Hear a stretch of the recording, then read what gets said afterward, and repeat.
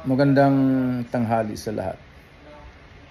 The YouTube channel of the Fraternal Order of Eagles, Limbas Law Corner Iswak, to once again render public service in the field of law for our countrymen or para sa ating sambayanang Pilipino, brought to you by the Limbas Marangal Eagles Club of the Eastern Rizal Region 2 sa pamamagitan ng inyong lingkod na isa ng mga abogado at isang guro ng maraming law school sa ating bansa.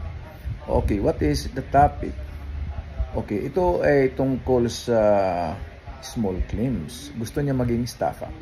Okay, itong nag-message kanina ay actually napayuhan namin ito matagal na, about 2 or 3 months ago. Ang payo namin na utang naman yan at hindi naman lumagpas ng 1 milyon. Kaya ang remedy mo ay mag-file ka ng small claims doon sa first level courts. Pag sinabing first level courts, ang tinutukoy rito, yung the Metropolitan Trial Court, the Municipal Trial Court in cities, or the Municipal Trial Court. Sa small claims, hindi naman kailangan ng abogado. Hindi kailangan doon. Bawal nga ang abogado doon, alright?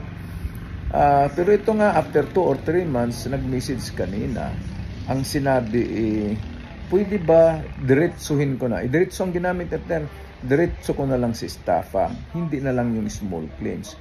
Kasi kung small claims, hindi matatakot yung nakautang sa akin. Kahit i-sheriff pa, hindi naman natatakot.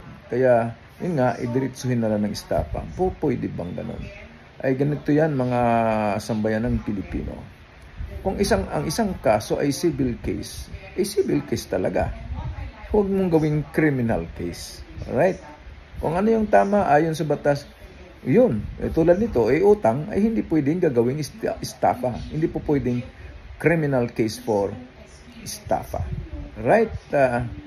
Sana nakatulong na naman muli sa larangan ng batas itong the Limbas Marangal Eagles Club of the Eastern Rizal Region 2 na matatagpuan sa Antipolo City, lalawigan ng Rizal.